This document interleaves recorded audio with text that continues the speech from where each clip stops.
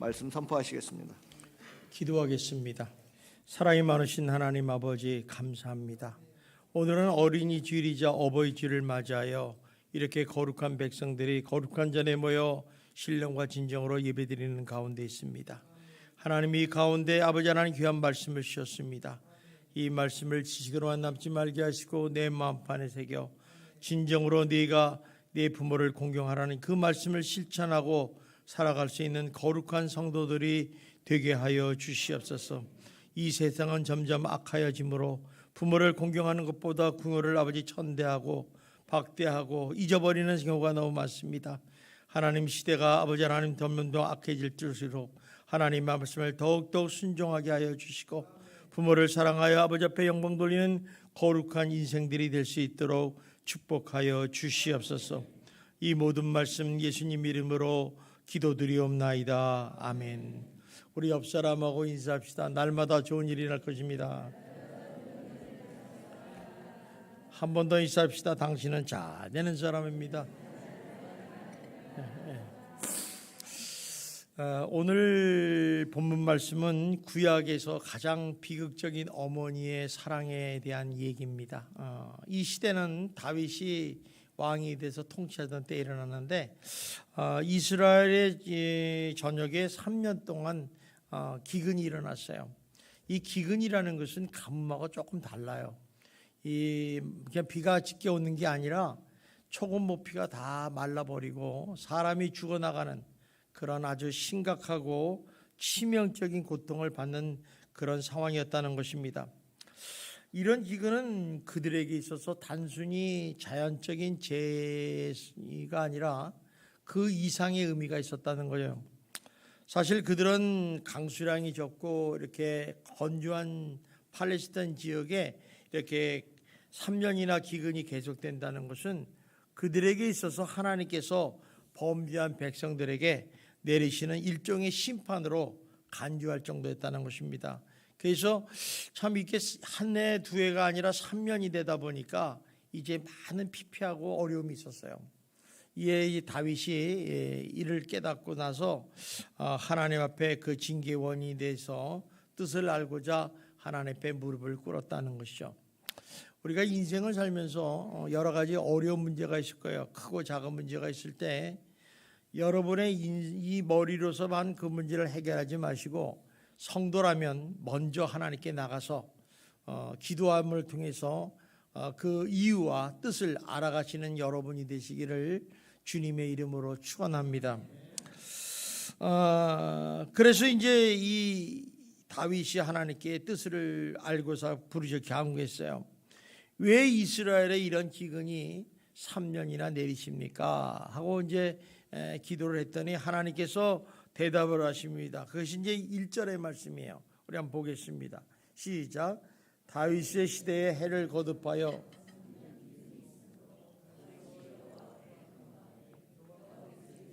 이는 사울과 피를 흘린 그의 기부로 말미암으로 그가 비두은 사람을 죽였음이라 하시니라. 그러니까 기도를 안 했으면 몰랐어요. 그런데 하나님께 기도하니까 하나님이 분명하게 응답하셨더라는 거죠. 이렇게 일어난 이유는 사울과 피를 흘린 그의 집으로 말미암이니 그가 기브온 사람을 죽였음이니라 하시니라, 이렇게 말씀하셨어요. 사실 이 사울 왕이 이렇게 죽인 이유는 뭐냐면 여호수아라는 때에 가나안 땅을 정복할 때 이 기브온 여호와 이름으로 기브온 족속과 언약을 맺었어요. 그래서 이제 살고 있었는데 그 언약을 파기하고 기브온 사람을 죽였다는 거예요.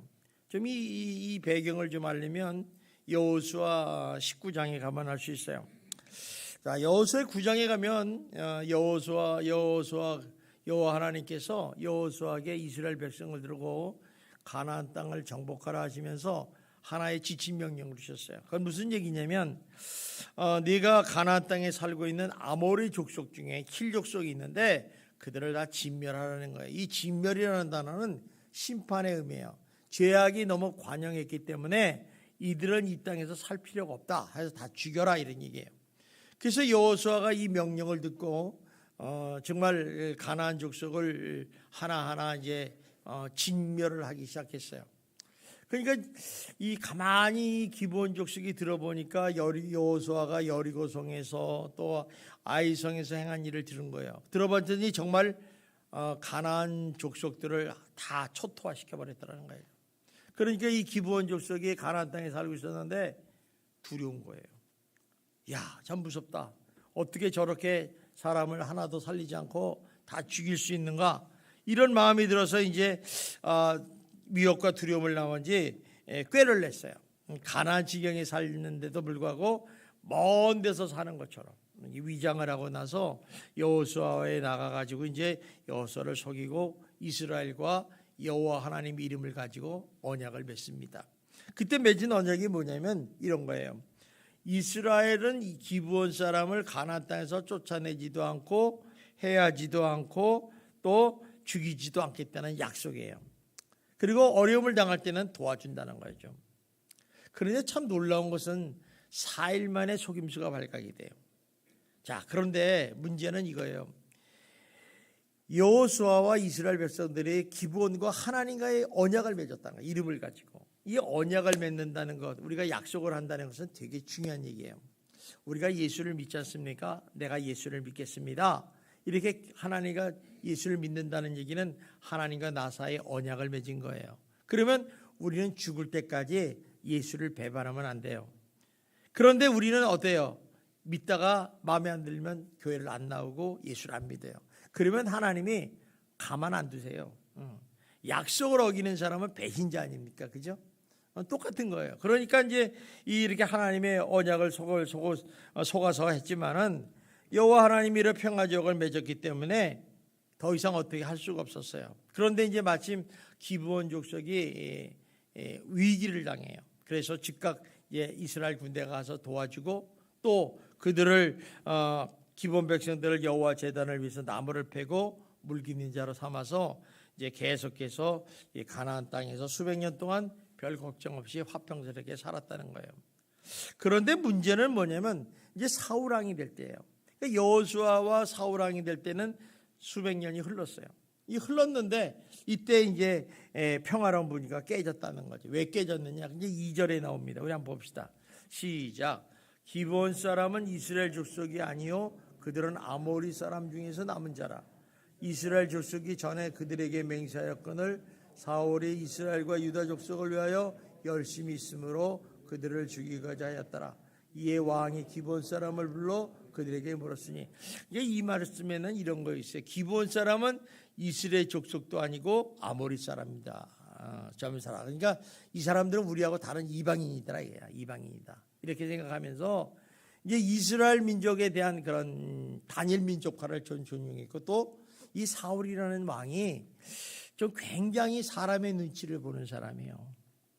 그러니까 이 사람이 이제 하나님께서 기브온 사람과 함께 이게 공존하게 하신 하나님의 선하심과 거룩하심의 뜻이 있었는데도 불구하고 사울은 그 이스라엘 백성들의 마음을 얻으려고 이제 인간적인 방법을 통해서 이 기브온 족속을 죽여버린 거예요. 그러니까 언약을 무시한 거죠. 언약을 배반한 거죠. 자, 그렇다 보니까 하나님과 언약을 파괴한 거기 때문에 결국 어떤 죄를 짓게 되느냐면 하나님의 이름을 망령되이 여기는 죄를 짓는다는 거예요. 여러분 하나님의 이름을 망령되이 짓는 거 되게 무섭습니다. 우리가 나 하나님의 이름으로 서약한다. 하나님의 이름으로 말씀하니 하나님의 이름으로 이럴 때는요. 절대로 망령되이 하지 말아야 돼요. 근데 이 하나님의 약속을 어겼다는 것은 하나님의 이름을 망령되이 여겼다. 또 하나는 무슨 얘기냐면 하나님을 멸시하는 죄예요. 이게 멸시하는 죄. 여러분 같이 약속을 했는데 옆에 사람이 약속을 했는데 어겼어. 그러면 그 사람이 뭐예요? 나를 무시하는 거예요. 멸시하는 거예요. 그러니까 우리가 이 관계가 되게 중요하죠. 그러니까 하나님을 멸시하는 거예요. 또 어떤 죄냐면 하나님의 영광을 실추시키는 그런 변명할 수 없는 죄를 지었다는 거예요. 근데 이런 죄를 지면은 당연히 결론이 죽음이에요. 죽음. 이거는 어떻게 할 수가 없어요. 따라서 하나님께서 그 죄에 대해서 물으시는 거예요. 이스라엘 백성들에게. 그러시고서 이제 범죄한 백성들에게 내리시는 일종의 심판으로서 이스라엘 백성을 3년 동안 계속해서 기근이라는 징계를 내리신 거예요. 그러니까 죽을 맛이죠, 죽을 맛. 근데 이제 이 다윗이 이제 그걸 기도하면서 알았다는 거죠. 여기서 발견하는 하나님의 메시지는 뭐냐? 아무리 선한 일도요, 잘못된 인간적인 욕심을 가지고 오히려 하다 보면요, 열심은요, 오히려 하나님의 일을 방해하는 거예요. 우리가 그러잖아요. 하나님의 일을 하면서 자기 욕심으로 하는 사람이 있어요. 그러다 보면 엉뚱하게 하나님의 일을 그르칠 수가 있어요. 그래서 항상 하나님의 일을 할 때나 선한 일을 할 때는요, 항상 하나님의 뜻을 구해야 돼요. 하나님, 이것이 정말 하나님이 원하시는 진정한 뜻입니까? 그럼 물어보셔야 돼요. 하나님은 분명히 우리가 기도를 하시면요, 반드시 응답하시는 분인 줄 믿습니다. 그래서 우리가 무슨 일을 하든지 크고 작은 일을 대소사라도 한번 물어보세요. 그리고 겸손하게 그 문제를 해결하는 삶을 살아야 된다는 것입니다. 오늘 이 다윗도 그렇잖아요. 이런 징계가 내리니까 어때요? 하나님의 뜻을 모르는 거예요. 인간적인 생각을 하면 별의별 얘기를 다 했겠죠. 제사를 드리자 했는데 하나님 뜻을 모르니까 하나님 앞에 무릎을 꿇었어요. 하나님, 왜 이스라엘에게 이렇게 3년 동안 기근을 내리십니까? 그랬더니 하나님께서 이스라엘 향한 하나님의 징계를 알게 하셨다는 거죠. 사울의 가문에서 이 기브온 족속을 언약을 파괴하고 죽였다, 이렇게 얘기하시는 거예요. 자, 그러니까 이제 해결 방법이 딱 나왔잖아요. 이제 기브온 족속과의 문제를 해결하면 되잖아요. 그러니까 이제 기브온 사람들을 불렀어요. 몇 사람을 대표를 불러서 묻습니다. 자, 3절입니다. 우리 봅시다. 시작. 다윗이 그들에게 묻되 내가 너희를 위하여 어떻게 하랴? 내가 어떻게 속죄하여야 일겠느냐 하니. 자, 분명히 이스라엘로서는 기브온 족속을 죽여도 상관없어요. 그런데 약속을 했단 말이에요. 하나님 이름으로 약속을 했기 때문에 죽여서는 안 되죠. 그러니까 다윗이 뭐래요? 내가 너희를 위해서 어떻게 했으면 좋겠니? 응? 우리가 잘못을 하면요, 분명히 그 문제를 해결해야 돼요. 근데 모른 척하고 지나가면 그 나쁜 놈이에요. 분명히 이 문제가 있으면 내가 어떻게 했으면 당신에게 속죄를 하겠습니까? 물어를 봐야 되잖아. 그래서 그 사람의 원한과 분노를 풀어줘야 되는 거 아니에요. 그러니까 다윗이 기브온 사람에게 물어보는 거예요. 내가 어떻게 해야 되고 어떻게 속죄해야지 네 마음을 풀겠느냐, 이게 하나님이 저 진노를 풀겠느냐, 이렇게 물어보는 거죠. 그러니까 이제 5절 6절에 이렇게 말씀합니다. 그들이 시작. 그들이 왕께 아뢰되 우리를 학살하였고 또 우리를 멸하여 이스라엘 영토 내에 머물지 못하게 하려고 모해한 사람의 자손 7사람을 우리에게 내주소서. 여호와께서 택하신 사울의 골 기브아에서 우리가 그들을 하나님 앞에서 목매어 매달겠나이다 하니 왕이 이르되 내가 내주리라 하니라. 되어 있어요. 그러니까 사울 자손 중에 아들 7을 내서 속죄 제물로 드리겠습니다.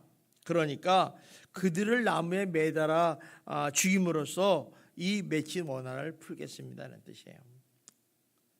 그러니까 한마디로 사울 집사람 7의 생명의 피를 구한 거예요. 생명의 피. 이런 속죄는요, 피의 제사가 없으면 안 돼요. 그러니까 7을 상징적으로 사울 자손 중에 7을 주셔서 그들을 목매어 죽이면 하나님께서 그걸 풀겠지 않겠습니까? 얘기하는 거예요. 다윗으로서는 그 협상 정권을 수락할 수밖에 없죠. 왜? 잘못했으니까. 그래서 이제 사울 자손 중에 이제 7을 택해야 되는데 요나단이라는 사람이 있어요. 사울하고 사랑하는 친구인데 이 요나단과 맹세해서 내 자손에 대해서 내가 책임져 주겠다. 그래서 이제 이 무비보셋이라는 아들이 있는데 이 다리를 절어요. 그래서 그 자식을 빼고 약속을 했으니까 이 사람도 하나님의 이름으로 약속을 했으니까 빼고 그 다음에 이제 나머지 중에서 사울의 저 리스바에게서 난 2 아들과 이제 사울의 딸 자손 중에서 5명을 합해서 7명을 기브온 족속에게 내줍니다. 자, 그러니까 이제 기브온 사람들이 어때요? 사울의 고을인 그 기브아에 올라가서 산에다가 이제 십자가에 매달아서 죽이죠. 자, 그 장면이 이제 9절에 나옵니다. 9절 시작 봅시다. 시작. 그들을 기브온 사람의 손에 넘기니 기브온 사람이 그들을 산 위에서 여호와 앞에 목매어 매달매 그들 7사람이 동시에 죽으니 죽은 때는 곡식 빼는 첫날 곧 보리를 베기 시작한 때더라. 자, 그러니까 이제 기브온 사람들이 이제 산에 올라가서 이제 7명을 여호와 앞에서 목을 매 죽이는 거죠. 참 이 여호와 앞에서 목을 매게 죽인다는 얘기는 인간적인 감정에서 비롯한 분노가 아니에요. 이거 하나님의 이름으로 약속한 맹세를 어겼잖아요. 그러니까 이게 하나님의 진노를 진정시키는 공식적인 행사라는 거예요. 이건 이를 통해서 이제 오랫동안 가슴에 품고 있던 원한과 그런 분노를 해결할 수 있었다는 거죠. 그러니까 참 어떻게 보면 잔인한 것 같지만 당연한 거예요. 피값을 대신해야 되니까. 그런데 이제 놀라운 일이 벌어진 거는 이렇게 이제 7 아들을 이제 목매서 매달아 죽였잖아요. 죽였으면 이제 거기서 끝나야 되는데 이 사울의 죄 때문에 죽은 아들이 있어요. 2 아들. 그러니까 이 리스바라는 어머니의 난 아들 있잖아요. 여기 보니까 알모니와 무미보셋이라는데 그 2 아들을 그 십자가에 매달은 어머니가 이제 그 자리에서 돗자리를 깔고 새와 짐승을 쫓아내기 위해서 앉았더라는 거예요. 자, 참 놀라운 일이에요. 그러니까 시체를 지키는 거죠. 사실 당시 이스라엘의 그런 관습은 뭐냐면 사람이 죽으면요 매장하는 게 정상이에요. 우리도 그렇잖아요. 우리도 사람이 죽으면 매장을 해요. 그래서 십자가 처형을 해도 죽었다 확인되면 매장을 해요. 예수님도 십자가에 못 박혀 돌아가셨잖아요. 그걸 확인한 다음에 매장을 했으니까. 그 이유가 뭐냐면 사람들의 이스라엘 사람은 그 죽음 자체보다도 시체를 모셔서 방치하게 되면 이제 뭐 들짐승이나 새가 와가지고 살을 뜯어 먹잖아요. 그러면 어떻게 됩니까? 굉장히 수치스럽고 모독적인 거예요. 그래서 왜 십자가 처형이 무서운 거냐면 십자가는 피를 말려 죽이는 거 아니에요. 단번에 죽이지 않잖아요. 그러니까 금방 죽는 사람도 있지만은 보통 보면 한 5일에서 일주일이 가는 거예요. 여러분 일주일 동안 있으면 새가 가만히 있겠어요? 우리 동네 까마귀가 가서 먹지. 그러니까 쪼고 막 눈알 파먹고 뭐 이런 데 찝어먹고 하니까 그 고통은 이루 말할 수 없죠. 그러니까 그런 수치와 모독을 다 주고서 피를 말려서 죽는 게 십자가 처형이에요. 그러니까 예수님이 오랫동안 안 그러시고 빨리 돌아가셨다는 건 정말 하나님의 은혜죠. 근데 어쨌든 간에 언제까지 그렇게 했느냐? 여기 보니까 곧 보리를 베기 시작할 때부터, 그러니까 죽을 때부터 첫날 보리를 베기 시작하면서 이제 비가 올 때까지, 그러니까 한마디로 하나님의 진노가 풀릴 때까지 매달아놨다는 거예요. 그러니까 어머니로서의 그 마음은 뭐 이루 말할 수 없잖아요. 여러분이라고 여러분의 자식이 지금 조상의 죄 때문에 저렇게 십자가에 매달려서 목매서 죽었다. 그걸 직접 봤다. 여러분 어떻겠어요? 억장이 무너지는 거예요. 어머니에서 피눈물 나는 거예요. 뭐 내 자식 안 죽었으니까 상관없는 얘기다 뭐 이렇게 얘기하지만 실제적으로 나가 한번 공감을 해보세요. 얼마나 힘들겠어요. 그러니까 이를 지켜보는 그 리스바의 마음은 너무너무 비참하고 가슴 아픈 일이었죠. 그런데 자기 아들이 새와 짐승에게 밥이 되려니까 그게 수치스러운 거잖아요. 돗자리 깔고 쫓아내는 거야. 낮에는 새들이 오면 뭐 와우 소리 지르고 밤에는 그냥 막 못 돌아 얘기하고 이제 이렇게 지내는 거죠. 굉장히 이제 대단한 거죠. 우리가 여기서 발견하는 것은 뭐냐면 비록 사울의 범죄 때문에 기브온 거민들의 원수를 갚기 위해서 속죄된 자물의 자녀들이었지만 그 2 아들의 시체를 지키는 그 리스바의 애끓는 어머니의 눈물겨운 모성애를 발견할 수 있다는 것입니다. 자, 우리 한번 11절을 봅시다. 자, 시작. 이에 아야의 딸 사울의 첩 리스바가 행한 일이 다윗에게 알려졌다. 그러니까 이 리스바라는 여인이 그 행한 그 일들이 다윗에게 알려진 거예요. 그러니까 사람들에게 다 회자가 되고 이스라엘 백성들도 그 말을 감동하고, 야 진짜 리스바라는 여인이 얼마나 애정이 있는가, 자식에 대한 사랑, 이런 것들이 이제 회자가 돼서 다윗 왕까지 귀에 들린 거예요. 그러니까 다윗 왕도 감동을 받고 이스라엘 백성도 감동을 시켰다는 거예요. 자, 그래서 감동한 이 다윗왕은 어떻게 했어요? 이 여인을 어떻게 하면 위로를 해줄 것인가? 정말 자기로서도 남이 귀한 자식을 조상의 죄 때문에 내놔서 십자가에 못 박혀서 목매어 주겠다는 거, 이거 있을 수 없는 일이잖아요. 그러니까 이 리스바라는 여인을 어떻게 좀 위로해주고 또 그 마음을 달래줄까, 이제 방도를 찾기 시작했다가, 그러면 가장 좋은 방법은 뭐냐? 이거는 매장시켜 주는 거다. 그래서 이제 그때만 해도 사울 왕이 딴 데에 묻혀 있었어요. 근데 그 뼈를 갖다가 추려가지고 오고, 또 그 아들 요나단도 같이 전사를 했기 때문에 그 뼈를 모아다가 이 7의 아들들의 뼈를 다시 모아서 사울과의 기수묘에 묻어버렸다는 거죠. 매장을 했다는 거죠. 그러니까 그 모장에 매장을 하고 나니까 어땠어요? 그때 보니까 이렇게 나오잖아요. 여기 14절 맨 밑에, 그 후에야 하나님이 그 땅을 위한 기도를 들으셨다. 그러니까 기업 가뭄이 끝났다는 얘기예요. 참 이런 걸 보면서 우리가 느끼는 게 있어요. 한 어머니의 이런 자식에 대한 애틋한 사랑은 결국 아들의 죽음을 욕되지 않게 만들었다는 거예요. 이게 어머니 사랑이에요. 그러니까 어머니들은 우리 아버지하고 좀 달라요. 여러분 뭐 남자들은 근데 자식을 진짜 낳으면 엄마보다 더 사랑하겠지 이러지만, 어머니 사랑을 남자들이 이해한다는 거는요 10분의 1도 못 이해해요. 정말이요. 그러니까 어쨌든 이렇게 세상의 어머니 아니고서는 어떻게 이런 일이 할 수 있겠습니까? 그래서 오늘 이 시간에는 이 어머니 사랑만이 가진 특징이 무엇인가 좀 살펴보면서 좀 어머니에 대한 생각을 좀 나눠보고자 합니다. 가장 먼저 우리가 어머니가 가진 특징은 뭐냐면, 어머니 사랑은 하나님의 사랑에 매우 가깝다. 그러니까 많이 닮은 사랑이라는 것을 우리가 알 수가 있어요. 사실 이 어머니 리스바가 나무에 달린 두 아들을 바라보면서 그 마음의 그 고통 이루 말할 수 없겠죠. 이런 마음은 어떤 마음이냐면, 마치 인간의 죄 때문에 예수님께서 십자가에 못 박혀 돌아가시고 거기서 십자가에서 잔혹한 고통과 피 흘리는 그를 내려보시면서 그 참으시는 극진한 사랑을 가진 하나님의 사랑과 비교할 수가 있다는 거죠.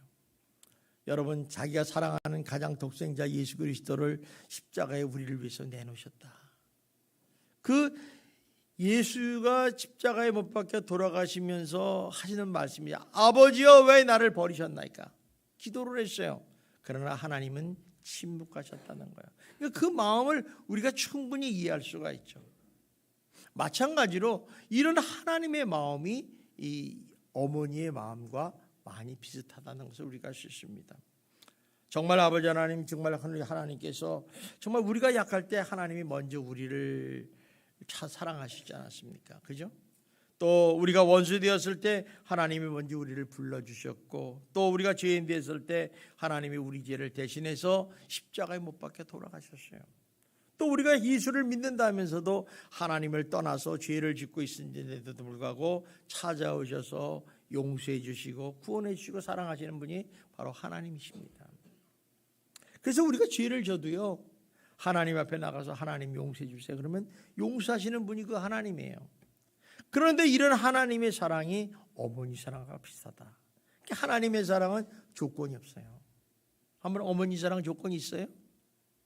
네가 밥 잘 먹으면 내가 사랑해 줄게, 이런 거 보셨어요? 못 봤죠. 변함없어요. 어머니가 젊으나 늙으나 똑같아요. 또 어머니 사랑은 어때요? 정말 변함없이 우리를 끝까지 사랑하시는 것이 어머니 사랑이에요. 이런 사랑이 정말 우리에게 있다는 것이죠. 그래서 이런 말을 합니다. 자식은 부모를 잃을지 몰라도 어머니는 그 자식을 잊을 수가 없다, 이런 얘기를 해요. 자식은 부모의 사랑을 모르잖아요, 잘. 그런데 부모는 끊임없이 사랑하신다는 거죠. 미국에 아주 유명한 얘기가 하나 있어요. 재봉틀로 남의 옷을 수선해서 아들을 키웠던 그 어머니의 얘기가 있어요. 근데 이 여인은 원래 재봉틀을 가지고 살림을 한 게 아니라 목사의 아내예요. 근데 목사의 아내인데 남편이 일찍이 죽었어요. 그래서 이제 어쩔 수 없이 삶이 어려우니까 재봉틀을 가지고 남의 소설을 웃어나면서 자식을 키우는데 이 아들이 그 어머니의 모습을 보는 거예요. 자기들을 키우면서 그 아침부터 밤새까지 재봉틀을 하면서 수선해서 그 돈을 벌고 또 자기들에게는 늘 하나님 말씀을 이렇게 전하면서 기도하는 그 어머니의 모습을 보고 자란 사람이에요, 이 사람이. 그래서 이 사람이 정말 잘 자라서 미국에 있는 그 존 홉킨스 대학의 수석으로 졸업을 하게 돼요. 수석으로 졸업하면 이제 대표로 연설할 기회를 주거든요. 그래서 이 사람이 이렇게 얘기합니다. 어머니 앞에서 이런 명예를 얻게 가진 것은 두 분의 공로입니다. 하나는 평등하게 미래를 열어주신 교수님들과 또 한 분은 또 이렇게 어려운 가운데 기도하면서 말씀을 들려주신 그 어머니가 계셨기 때문입니다. 이렇게 하고 이제 연설을 마쳤다고 합니다. 이 아들이 1902년에 프린스턴 대학의 총장이 되었고 10년 후에 미국 28대 대통령인 우드로 윌슨 대통령이 되셨어요. 이 윌슨 대통령은 항상 그에 있어서 어머니 기도는 어려울 때 힘이 된 거예요. 어머니가 지금도 기도를 하고 계시겠지. 또 자기가 삶의 지칠 때 위로가 되는 거예요. 나는 기도 못했지만 어머니가 지금도 기도하고 있어. 또 선택의 길을 섰을 때 지표가 되었다는 것입니다. 이처럼 기도하는 어머니가 있다는 것은 축복이에요. 여러분의 인생에 1대 믿는 사람은 이런 기도하는 축복의 어머니가 없죠. 그러나 2대만 돼도 기도하는 어머니가 있어요. 뭐 안 하시는 분도 없죠. 뺑덕 엄마는 안 하겠지. 그러나 대부분 어머니라면 자식을 위해서 기도해요.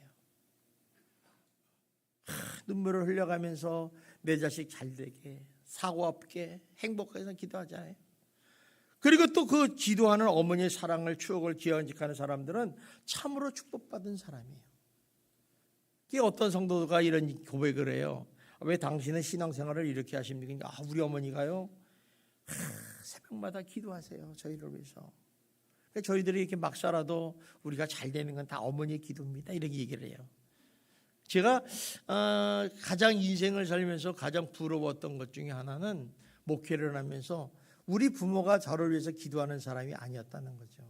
저는 처음 일대를 믿었던 사람이라 기도하는 어머니가 없었어요. 근데 주변에 보면 기도하는 어머니가 계신 분들이 있어요.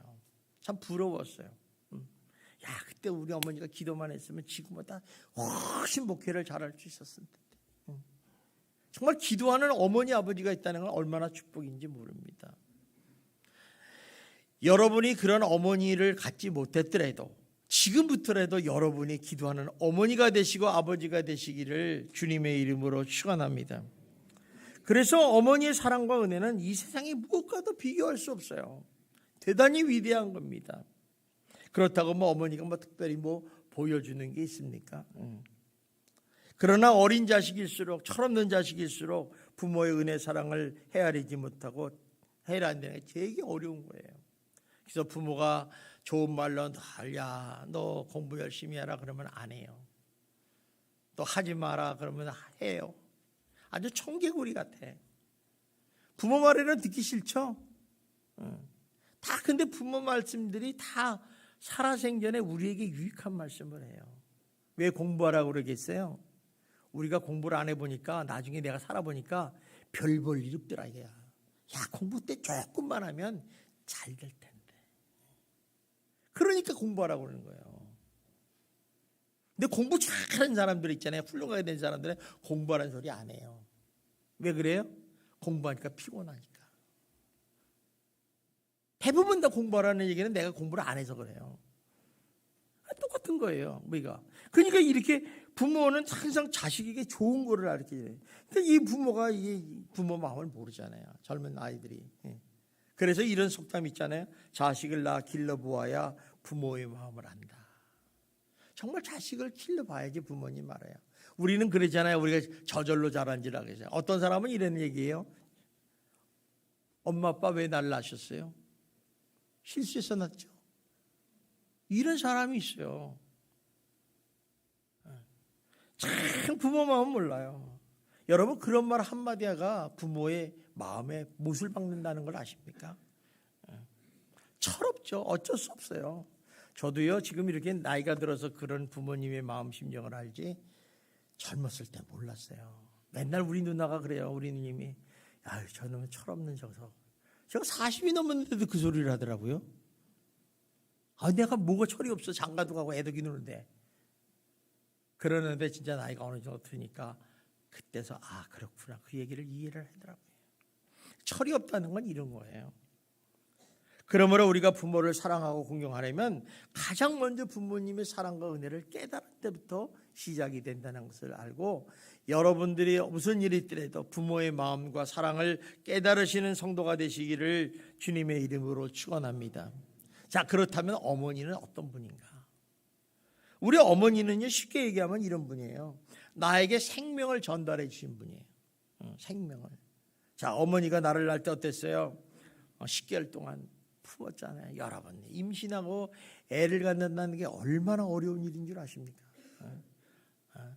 먹을 거 못 먹고 입덧하는 사람은 입덧하고 얼마나 힘든 일. 그러니까 세상에 태어날 때부터 시작을 해서 지금도 내 혈관 속에서 계속해서 어머니 피가 흐르죠. 물론 아버지 피도 흘러요. 그러나 대표적으로 지금 어머니 얘기하고 있는 거예요. 어머니 아버지 피가 흐르는 거죠. 그러니까 내가 어디서 뭐 외계에서 뚝 떨어진 건 아니지 않습니까? 또 어머니는 어떤 분이에요? 매일 변함없는 사랑으로 돌봐주시고 희생하시는 분이 어머니예요. 어머니는 늘 자식들이 멀리 있어도 잘 될까 무슨 일이 없을까 걱정하는 거죠. 뭐 한 달쯤 지나서도 연락 안 오면 걱정이 태산이고 태산이 걱정이죠. 얼마나 힘들겠어요. 또 우리 어머니는 항상 곁에서 자녀가 항상 잘 되기를 원하고 건강하기를 원하고 행복하게 살기를 눈물의 기도를 하여 주신 분이 바로 우리 어머니들이세요. 이런 어머니를 여러분이 사랑하시고 공경하시기를 주님의 이름으로 축원합니다. 그럼에도 불구하고 철없는 자식들은 어머니의 은혜와 사랑을 깨닫지 못하고 늘 청개구리 역할을 하는 거예요. 심하면요 대들기도해서 엄마가 나한테 해준 게 뭐가 있어? 아버지가 나한테 해준 게 뭐가 있어? 참 할 말이 없어요. 자식들이 그러면 할 말이 없죠. 요즘 세상이 얼마나 악한지 부모가 내 삶에 귀찮은 존재, 걸림돌이로 생각하는 사람도 있어요. 그래서 무시하죠. 우리 엄마 별별이 없어. 무시해버려요. 또 돌보지도 않습니다. 어떤 심한 놈들은요 때리고 막 욕해요. 빨리 죽으라고. 이 늙은이 이게 빨리 죽지 않고 밥만 축내고 있다고. 이런 놈도 있어요. 진짜 나쁜 놈이에요. 심지어는요 놀러 가자고 버려버려요. 잘 모르니까. 이런 놈들 있어요. 여러분 그래서는 안 돼요. 성경은요 하나님은 뭐라고 그랬냐면 네 부모를 공경하라고 그랬어요. 한번 따라 합시다. 네 부모를 공경하라. 이거는요 천고 진리의 법칙이에요. 이건 동서양을 발휘해서 부모를 공경하는 건 당연한 거예요. 그런데 오늘날 왜 이 말씀을 하느냐?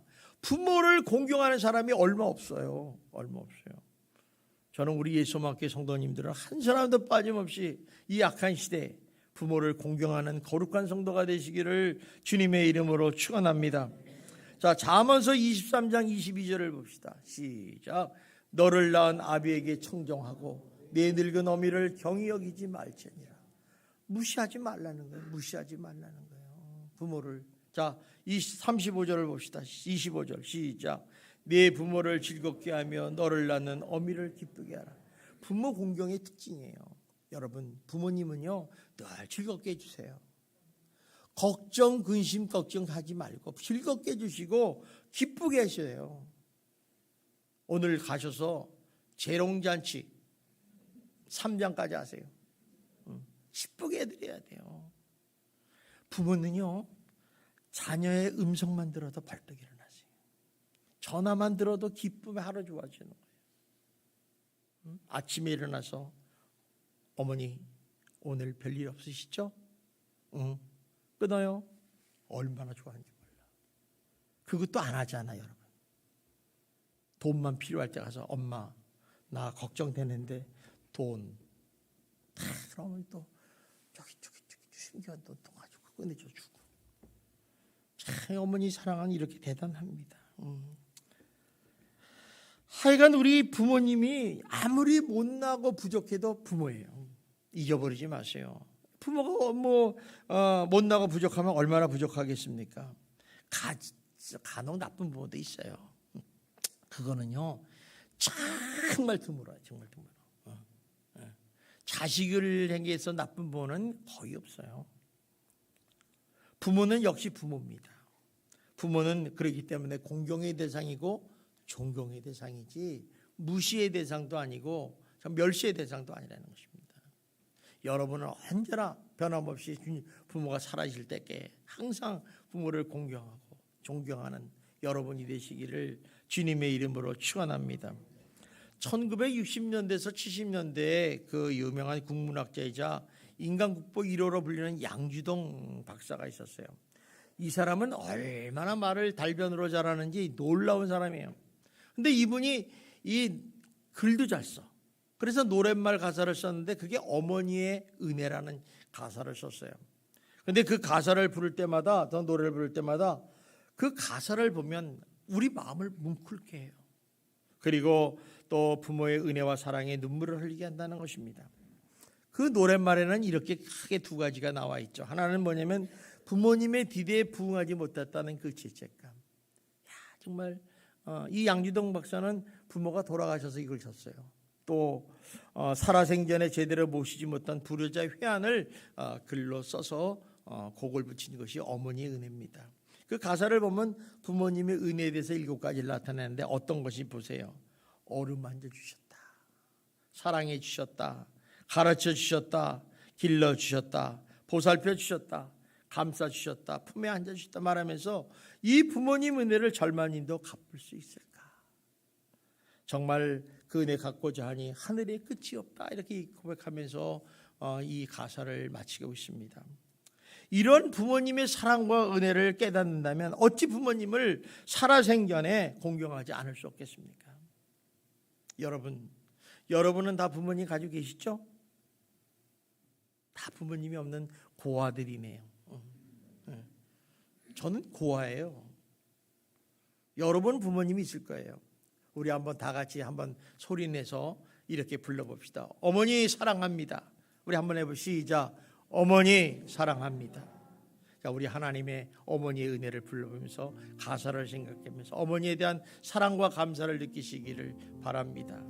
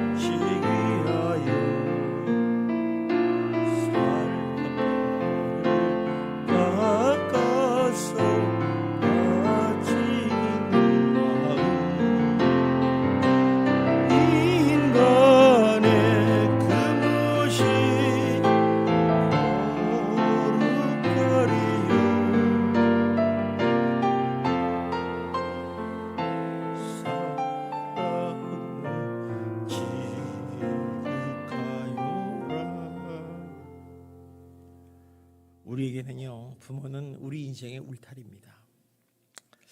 세상 살다가 문제가 생기면요, 가장 든든한 것이 구원군이 어머니, 아버지예요.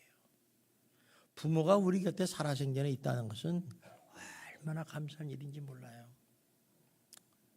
사실 우리가 문제가 생기면 제일 먼저 달려갈 곳이 어디겠어요? 어머니, 아버지한테잖아요. 그러면 부모는 언제든지 없던 상황에서든지 도와주고 안아주려고 그러세요. 그런데 철없는 자녀들은 이 부모라는 울타리가 없으면 자유로울 것 같다는 생각인데 절대 그거 아닙니다. 부모님이 살아계시는 그 자체만으로도 은혜고 축복임을 알았기 때문에 여러분 정말로 부모를 공경하시기를 주님의 이름으로 축원합니다. 더군다나 부모님은요, 살아생전의 부모님이에요. 기다려주지 않는다는 거예요. 아마 여러분 중에서 부모님이 지금 85세, 90세 되신 분들 계실지도 모르겠어요. 얼마 안 남으셨어요. 지금 잘하셔야 돼요. 아마 돌아가신 다음에 아무리 뭐 애통하고 뭐 눈물 흘리고 뭐 좋은 뭐 비석 세워주고 뭐 좋은 공원묘지에 낙골에다 뭐 2천만 원, 3천만 원짜리 그거 다 소용없어요. 그거 있으면 다 나한테 갖다 줘요. 아무 소용없어요. 살아생전에 정말 밥 한 그릇 사드리고 정말 샌베이 과자 사주고 웃게 해주고 즐겁게 해드리죠. 얼마나 좋아요. 여러분 죽은 다음에 아무리 잘한다 소용없습니다. 때를 놓쳐서는 안 돼요. 지금이라도부터라도요 효도하는 여러분이 되시기를 주님의 이름으로 축원합니다. 아직까지도 부모님을 찾아뵙지 못했다면 오늘 무슨 일이 있대도 만사 다 제치고 부모님한테 가서 재롱잔치 3막까지 하세요. 1막 웃지, 둘째 엄마 나왔어, 셋째 용돈 갖다 주고.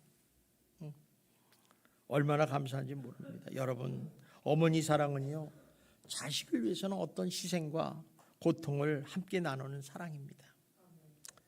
이 리스바의 여인이 그 두 아들을 죽는 걸 보면서 얼마나 눈물을 흘렸겠어요.